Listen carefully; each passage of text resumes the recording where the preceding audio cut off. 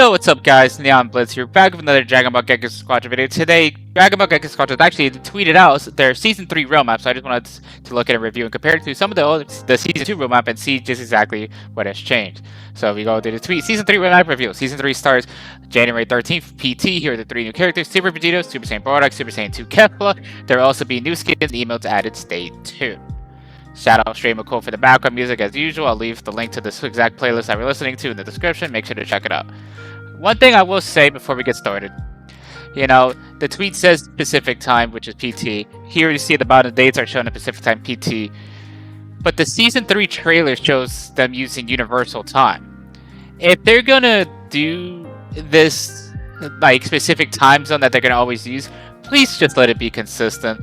Either pick and stay with Pacific time, or you go to Universal time. Just please pick one or the other. Stop with this mismatch of Pacific and Universal times. Please pick one. But let's actually take a look at the Season 3 roadmap. So here, as we can see, Season 3 roadmap, January 13th, which, for Pacific time, it's going to be more January 14th for everyone. I made a video on when the Super Vegito come out. Link in the description if you guys want to check it out. But as we can see, with Super Vegito's release, of course, Season 3 is going to begin. Super Vegito is going to come out. And we're, of course, getting new emotes. And a new skin. It looks like this is an EX skin for Android 17 skin. If you're not familiar with the EX skins, shout out DBX Clips on Instagram for those. It's basically the cool recolors / design changes for the payable skins. We have like the black torn gi look for Goku. We have the red suit for the white suit. We have like the Galaxy for the Oob outfit. So it looks like Android 17 is getting one of those with, his Z outfit, which is really cool. Of course, we're going to be getting emotes for, all the emotes for Vegito. Who knows what other emotes we're going to be getting. But then if we look at the bottom, we see it says, on the same section, it says Mr. Saiyan Zenny Jamboree, which is awesome. If you're not familiar, this is like the Bulma Capsule Bonanza, or it's just an event where you complete missions, and you just get a bunch of Zenny. Think kind of like this with the New Year's event, but instead of, a mixed match of capsules, cosmetics, and all that, it's pretty much just all going to be Zenny, and you just complete missions, and you get a bunch of Zenny. Zenny's always awesome to get, especially for free-to-play players. Lets us upgrade our hero or memories and to get it. Or upgrade our characters to upgrade their statues, so lets us raise part in our Star Collection, which yes, our collection is going to eventually be going away. But it's still to get as forward in it as much as possible, so when they eventually do replace it, we can, get a jump start on it. So that looks like it's going to be happening then and there. Then on the January 27th or January 28th, it looks like Super Saiyan Bardock's coming out, which is actually really surprising because that's like 2 weeks. So 2 weeks after Vegito, we're already getting Bardock, which that seems really fast.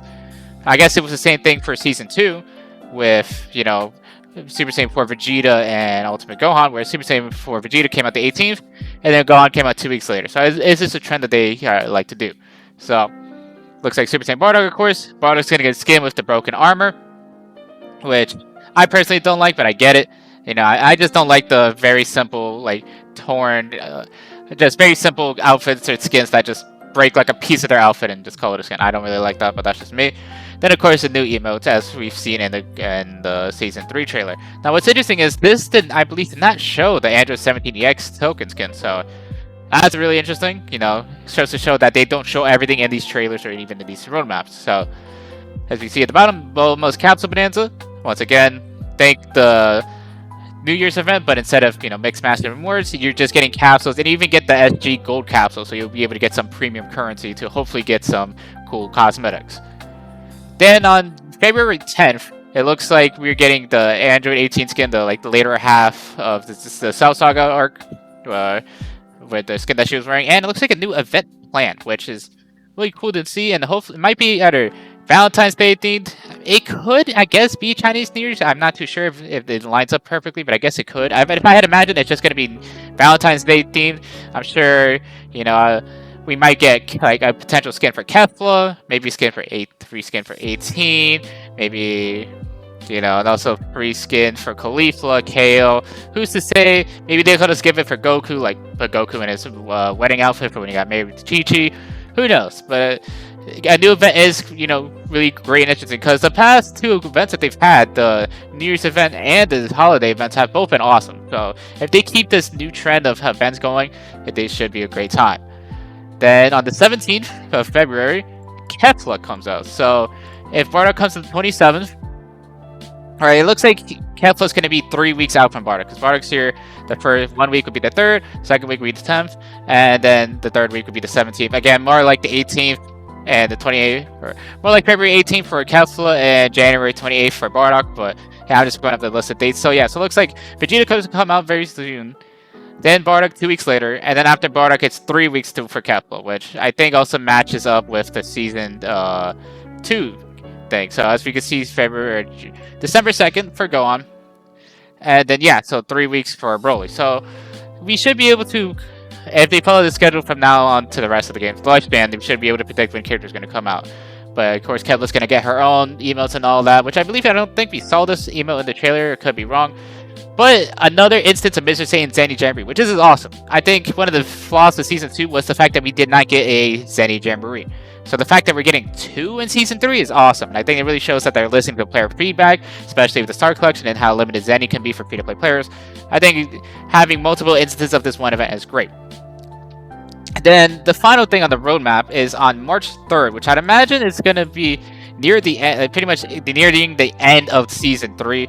I imagine Season 4 is either going to be announced the 11th or 18th, or come out these 2 dates. And who's to say, because they've also said the Squadra Blast is going to be happening mid to late March. So who's to say, maybe Season 4 is more like this 24th, 25 time slot, who knows. But as we can see here, we've seen something that wasn't in any of the trailers. It looks like we're getting some new cosmetic for Cooler.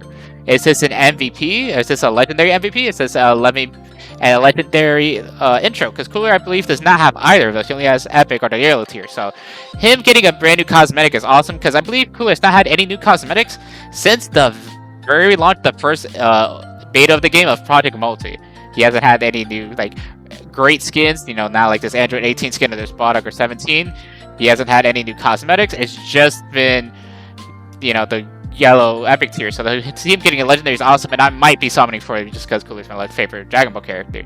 And then it looks like we're going to be getting another instance of Bulma's Capsule Bonanza, which is awesome. More free summons for recolors and potentially cosmetics. So that's awesome.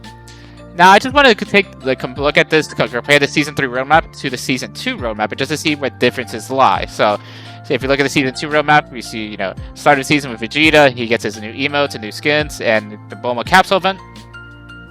Then 2 weeks later with Gohan, he gets his skin and new emotes, so far matching perfectly with the Season 3 one. Then we see this kind of long sub-break for the Squadra Blast, with an instance of the new skin and a new event planned, which we now know was the holiday event. The dates match up perfectly, December 9th, and I believe the skin was the Santa Goku, which I don't have pulled up, unfortunately. Then the Squadra Blast, then Broly came out, and it's just a new event planned, and it does not mention anywhere about the New Year's event, which I think is really interesting. So this is not everything for the season. I'm sure we have an instance of one event planned, and we know the Squadra Blast is happening early to mid-March, so who's to say if that's in the end of Season 3 or the start of Season 4, but we know that's going to be coming, and who knows to say what other event they might have planned for us. So I think it's very interesting that they hide things at all. I get it, they want to keep things exciting and keep players on their toes so they can't just see everything, which, I'm glad they're doing these new types of events and always keeping the game fresh and all that. But it's just interesting that if they're going to put a roadmap and just not say everything, it should at least say Season 3 roadmap part 1. Because we even saw this with Season 1, where they put out a half schedule. We see this with Topo here. Season 1 second half schedule, which was for the release of Topo and what was happening. So this one's very bare bones. It just says Topo's coming on the 28th, 29th of October. Then our first instance of the mission saying Zenny Jamboree, as you can see here. You complete the mission, you get a bunch of Zenny. And then it says when the season will basically end with the ranks finalization, and then when Season 2 begins. So I hope if they're going to do these roadmaps more often, which they should, I think communication is always better, or more communication is always better than less, that we eventually get a Season 3 second half roadmap. So maybe when Kefla comes up, we'll see Kefla comes out with new emotes, we'll get the exact dates for Gekishin Squadra or Squadra Blast, maybe another event planned, and then finally we'll give it the start date of Season 4 and the rank finalization for Season 3. So I just wanted to showcase this event, the roadmap. I think, so far everything looks great that they have planned. We're getting a new event. We're getting 2 instances of the Zenny Jamboree. We're getting 2 instances of the Bulma Capsule Bonanza. We're getting the release dates. We're seeing a bunch of new emotes for characters that need it, a bunch of new skins. And everything's looking great so far for Season 3. Of course, we need to actually get in game and see, what new balance changes they're planning and what new events they're planning and new quality of life they're planning to implement. But I think so far Season 3 is looking great. So, I also wanted to include in this video because they have officially released the Super Vegito trailer and character spotlight. Now, I know for creators that were in the Squadra content program, they've already, had access to release their videos. I do not, unless I'm given explicit permission, I do not want to just steal their content that is provided to them from Bandai Namco. I know, yes, it's public, but I just don't want to feel comfortable doing that unless I'm given explicit permission. So that's why I'm going to include the Super Vegito character trailer and my first reaction because I have not seen it here.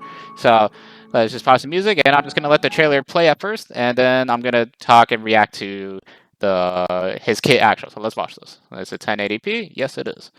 All right, let's go watch this. Now, I believe the trailer was in the Season 3 trailer, so a lot of this is going to be re-seen again, but hey, it's Super Vegeta. We always going to re-watch it. Great! Thanks, Vegeta!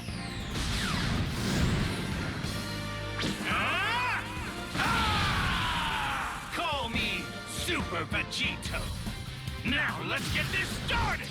Right into it! Here you go! You're done! Cooked! It's all over!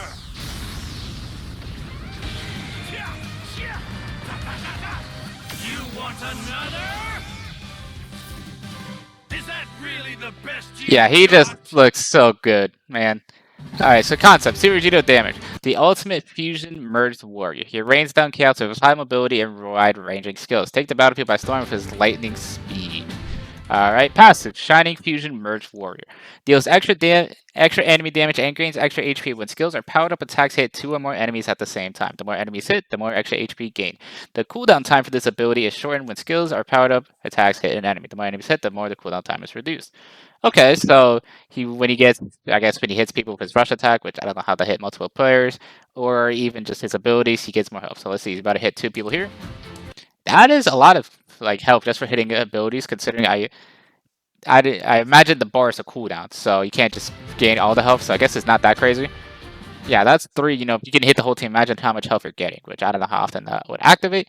But still, good passive, I'd say. Rush attack, a physical attack. The third attack is a powered up energy AoE attack. Oh, okay, so that's what they mean for the AoE, because, this was saying powered up attacks. I imagine powered up attacks, you're talking about the rush attack. So yeah, kicks are cool. Okay. I don't know. I don't know how helpful the AoE rush attack would be, just because it's not too often that you're right next to your teammate. You're always just going to have some distance, so unless the range of the AoE is insane, I don't know how crazy it would be. Obviously, there's going to be instances that is good, of course. So, let's see. Transformation. Super Vegito can transform at any time. I did hear, obviously, the video was out, so I did hear people talking about this. He can transform any time and increases his HP and attack. XP earned from enemy NPCs is normally low, but XP required to reach the next level is earned upon transformation, leveling up by 1. Okay, so he gets reduced XP. Interesting. So is he even going to be able to get to level 3? Like when the laning, you're walking from your base all the way to the actual lane. You clear the Soul Juniors around like 30 seconds, 35 seconds, and then now you're fighting the enemies for the Kai. If he gets how much reduced XP does he get? Because I can't imagine it's significant enough that he starts that fight level 2. I don't think it's that significant. But I imagine, this is where we've all been a game where we're at a crazy farming or an enemy's crazy farming, they're like 2, 3 levels up, and it's like, what the hell, how? I imagine Vegeta only be like a level or 2 up. I can't imagine this XP nerf is actually substantial enough. Even if it is substantial, I can see that really harming Vegito and making him just a super feast or famine character that if he gets ahead, he's impossible to deal with just because he's on level. And if he falls behind, he's impossible to play just because you're too far behind. But I think that is interesting that they're trying to balance him by having lower XP. And transforming gets you a level. So I can imagine, let's say, I imagine you're still going to be level 3 when the initial lane fight for the Kai starts. Let's say you end up winning that fight, you get Kai. You then transform instantly. You get level 4 from Kai. You transform. You're then already instantly level 5. You're farming up some more, getting closer to level 6. the enemy team is maybe level 3, level 4, and you're already guaranteed to have your ult, and you're already like somewhat halfway to 6, and then maybe from there that's where you get someone. Maybe that's what their plan is. But if you, depending on how far you can farm, you can already get to level 5 by winning like the first or second fight. So it's definitely strong. You know, getting a full level while transforming, and of course being able to do it anytime. You know, I can't imagine it's gonna be too good early, just because you know in a lane, if you transform too early, they'll just go on your partner who can't transform and will have to back off, and then you're by yourself. But I mean, obviously, every situation can happen, so there's going to be times where it's good. But it is really interesting that he gets lower XP, but if when he transforms, he gains a full level. Because imagining, you know, you get to level 5 naturally, then you transform, you're already level 6. And then maybe the enemy's level 4, maybe 5 at best. That sounds like pretty wild. I think that's interesting. Okay. Skill 1, Spirit Sword. Use a sword to slash at the surrounding area. Cooldown time is reduced on enemy hit.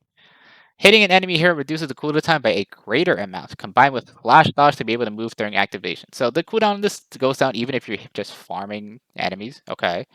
And then it goes on even more if you hit a character. Okay. And you can combine with flash dodge. I'm assuming flash dodge is another ability. Now, what was that range? Sorry. I know that's super level, but that's pretty big. That's like Topo Spin. Maybe even bigger than Topo Spin. Okay. Yeah, that looks pretty big. Now, yes, that is when it's maxed out, so who's to say how big it is when it's level 1 and level 2. But I would imagine you max this first.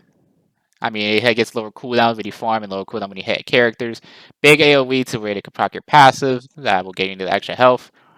And if you sounds so like you can combine it with a different move to move out during activation. Yeah, well, you talk about dash. It looks like if you dash during someone, it looks like they're guaranteed hit. Because how do you get out of that? Flash dodge, skill 2. Take off in pursuit of a targeted enemy. Re-enter the command while using the skill to reactivate it. Okay, so it has 2 instances of it. How fast do you have to re-enter? Or if it's just going to be like, you're going to have a couple seconds to do it. Okay, you have a couple seconds to do it. Okay. If you target a previously untargeted enemy hero during reactivation, the input limit and time span for reactivation will increase. So you flash dodge in first. They were previously untargeted. Or was this during reactivation? Did you do it multiple times? No, okay. If you target a previously untargeted enemy hero during reactivation, the input limit and time span for reactivation will increase. So I imagine this is the reactivation. If you target a previously untargeted enemy hero during reactivation, the input limit and time span for reactivation will increase. So is that saying, you know, if I target someone first and then go to a different target, I'll have more time? If you target people during reactive, because this is during reactivation, so input I guess because it takes off in pursuit. Does that mean you can't use this as an escape? It has to go towards a target. Like it's the point and click. That'd be interesting if it is point and click. But okay. Skill 3 Finger Shot. Lock onto nearby enemies and fire explosive energy blast. Applies movement speed down to enemies hit by the explosion. Activate flash shots to remain locked on while moving. I think it's saying the reactivation for maybe these skills. So this is just like Topo's counter then.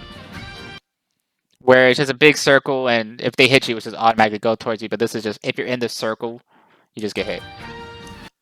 If you activate the splash dodge, you just go behind them and just guarantee hit them and movement speed down. Okay.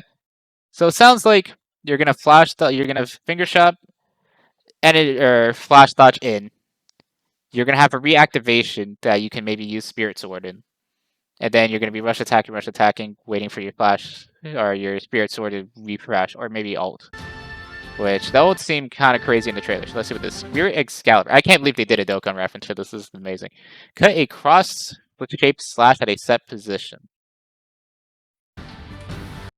That hitbox seems kind of specific. I mean, it's an X. is like if a person's where like I guess Krillin is in that range, but if is it like a full box or just specifically the X? Like we'll see. Powers self up after attack and increases the speed of rush attacks. Okay. Also, skill cooldowns, super attacks excluded, will instantly and slash shorten. So you could just be spamming flash dodges with your same abilities, with your spirit swords, with your finger blast, and just be dashing on the enemy and just going crazy. Okay, so it sounds like you still want to, unless they nerf build up, I can see build up, solid barrier, limit breaking jump being great on it, but we don't have patch notes yet. While powered up, skills, super attacks included, and powered up attacks fill the intensity gauge upon hitting enemies. So we now see he has like this pink purple gauge beneath him. Okay. The super attack can be reactivated when the gauge is full, so he has resets on his ult. Okay. Maybe that's why it's hard to. It seems somewhat hard to hit because, it's a skill thing to hit your multiple super attacks. Okay. The gauge gradually depletes over time, and powered ups are removed when the gauge reaches 0 or is not filled to the maximum after a set period of time. So yeah, we see. Okay, so we see him do the ult. It fills up the gauge a bit. He uses an ability. It fills up. He then activates a skill, and it took a bit of gauge before he activated it, and then he hit it and gained it back. Okay, interesting. And then he does a flash dodge, and it fills up. So with it being filled, he could activate ult, like right here, but he chooses to finger blast, which takes the gauge. It locks on, which that's a pretty short cooldown. It hits the enemy. He could then ult again. He rush attacks, which wait, let me see the speed of those rush attacks. Okay, that seems pretty fast. Does it look like rush attacks fill up the gauge? Oh, the gauge was full. Okay, and then he can ult again, and then it starts naturally depleting. So I'm wondering, is there a world that you can maybe get 3 ults off? Because it sounds like once your first activation, then you get if you hit your abilities, you get a second one, seemingly for free, and then from there it would start just rapidly decreasing after a certain amount of time. But could you fill it back up again and get your powered abilities? He seems like he has a really cool kit and a very flashy kit. I imagine you want it to be a bit tankier just because he's going to be dashing into the team, kind of like 18. And he has the tools to essentially stay alive thanks to his passive, solid barrier, damage build-up. So his kit seems pretty interesting. I'm excited to play him. He seems. I mean, obviously, I haven't played as him, but just from the trailer, he seems kind of. I guess more mechanically intensive than I thought he would have. Because Broly's not that intensive. You just kind of stomp on. You use your long projectile. You stomp on him. You roar at them. You stomp at them again. Not that mechanically intensive, but it seems like Vegeta actually has some depth to it, which actually is really cool to see. Yeah, I'm excited to play him. Yeah, obviously, I can't judge him for if he's broken or not from the trailer because I don't have his numbers, I don't have his cooldowns, and who's to say what other balance changes they might do, and what else they could even do, and how hard the XP nerfs might be to him. I feel like they're not going to be that bad, but who's to say? But yeah, so that we've covered the roadmap, and you have my reaction to Super Vegito trailer. He seems really cool, and I'm excited for everything Season 3 related. So. Thank you guys so much for watching. If you guys liked the video, please leave a like, comment, subscribe. It'll mean a lot to me. Stay tapped in the channel to stay up to date with everything Dragon Ball Gekishin Squadra related, including Super Vegito and Season 3, because we're going to be doing a bunch of content once both drop. Thank you guys so much for watching, and I'll see you guys next time. Bye!